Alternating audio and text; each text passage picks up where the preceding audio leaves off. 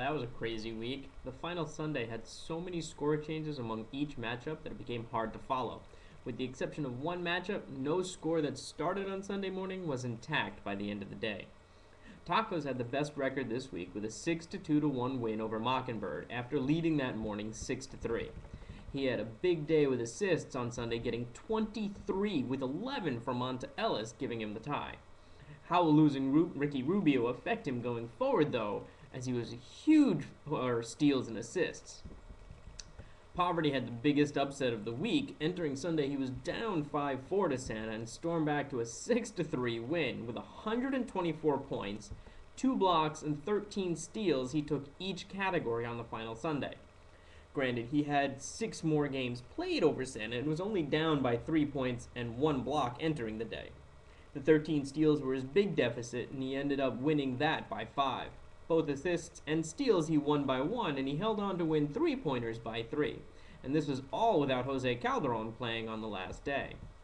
Awesomeness 2.0 was able to take 3-pointers by 1 on the final Sunday, but was unable to compete against the 10-game deficit he had to Hoopers, who ended up winning 6-3.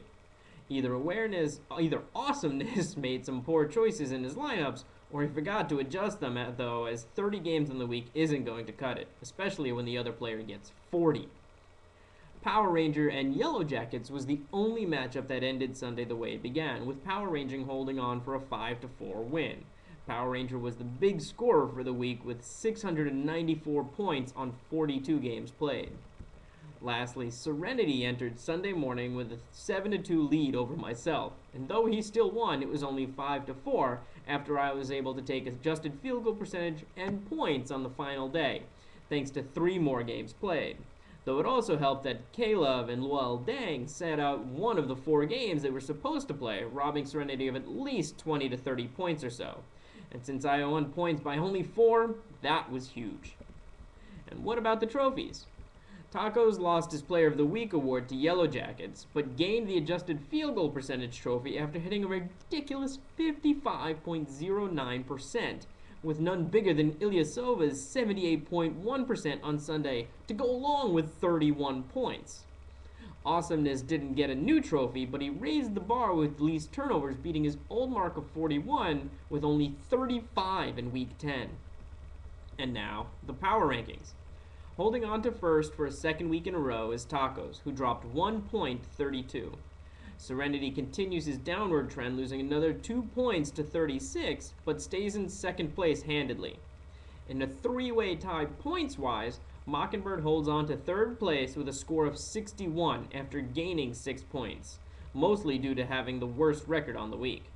The next person with 61 points was myself, who remains in fourth and remains steady in the ranking points as well.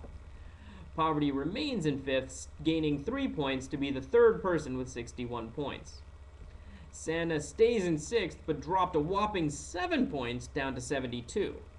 Hoopers is right on Santa's tail now in 7th, and also has a score of 72 after gaining 7 points.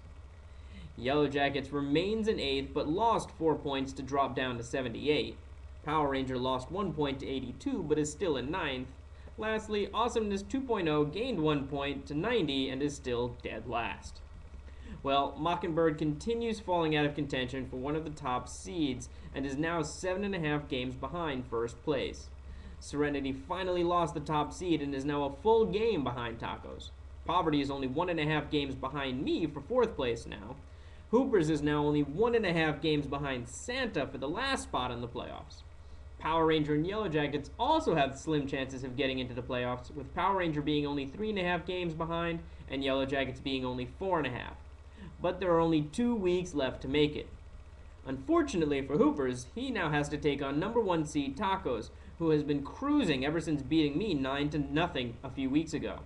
Luckily for Hoopers, Santa has to take on Serenity, who's still hoping his team can regain some of its form from earlier in the season.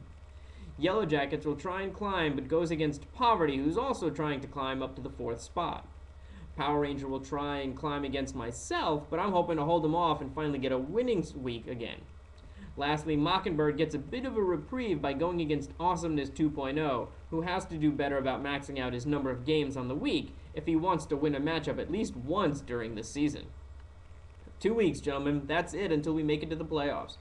I don't want to call the top 2 seeds locked in, but I will say the top 3 are at least locked into the playoffs, since I'm 13 games behind Mockingbird. Though it's possible I or Poverty could climb up to third in 2 weeks, it's highly unlikely. See you all next week, gentlemen.